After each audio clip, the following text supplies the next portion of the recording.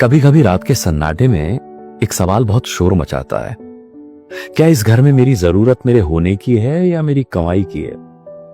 अगर मैं कल से पैसे कमाना बंद कर दूं, तो क्या कोई उसी तरह मेरा हाथ पकड़ेगा जैसे आज पकड़ता है?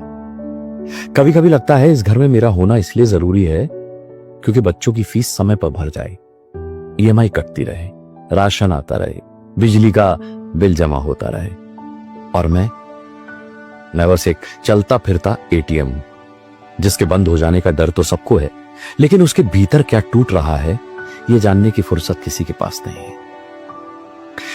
मैं जब भी अपने किसी सपने की बात करता हूं, किसी अधूरी इच्छा की बात करता हूं, अपने मन की सुनने की बात करता हूं, तो अचानक 4 लोग आकर खड़े हो जाते हैं। कोई कहता है ये उम्र नहीं है, कोई कहता है ये सब बेकार है, कोई कहता है देखो घर परिवार को छोड़कर अपने बारे में सोच रहा है, और कोई मेरी पसंद को ही मजाक बना देता है।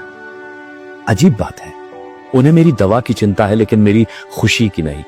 उन्हें मेरी रिपोर्ट ठीक चाहिए लेकिन मेरा मन ठीक रहे इसकी जिम्मेदारी कोई नहीं उठाना चाहता।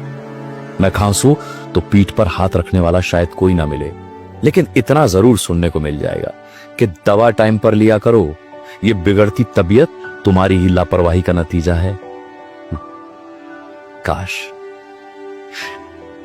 कभी कोई भले ही ये ना पूछता कि सालों से कैसे कर रहे हो सब, बिना एक भी दिन किसी को भूखा रहने दिए, बिना एक भी दिन किसी को पैसे की तंगी होने दिए, बिना एक भी दिन किसी की एक भी जरूरत को दरकिनार बिना किए।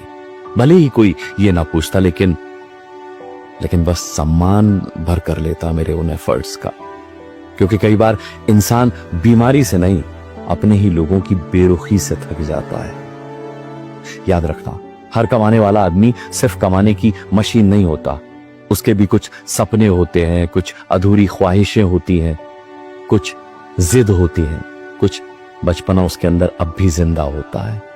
अगर आप सच में किसी से प्यार करते हैं तो उसकी दवा का नहीं, उसके सपनों का भी ख्याल रखिए, क्योंकि जिस दिन किसी इंसान के सपने मर जाते हैं उस दिन उसके जीने की वजह भी धीरे धीरे मरने लगती है। फिर वो लाख दवा समय से ले ले, कोई फायदा नहीं होता। और तब ये सवाल मन में जन्म लेता है कि मैं इस घर के लिए जरूरी हूं या सिर्फ एक मजबूरी हूं। इंसान जीवन में पैसा किस लिए कमाता है? अपने और अपने परिवार की सेफ्टी और सिक्योरिटी के लिए, है ना? इंसान जीवन भर संघर्ष करता है एक घर बनाने के लिए, जबकि वो ये अच्छी तरह से जानता है कि वो घर वो अपने साथ लेकर कभी नहीं जा सकता, लेकिन फिर भी वो घर बनाता है। किसके लिए? अपने परिवार के लिए। उसकी सोच ये होती है कि मैं कम खा लूंगा लेकिन अपने बच्चों के भविष्य के लिए कुछ पैसे जोड़कर जाऊंगा, जिससे मेरे बाद मेरे बच्चों को कोई तकलीफ ना हो। लेकिन उसके जाने के बाद होता क्या है?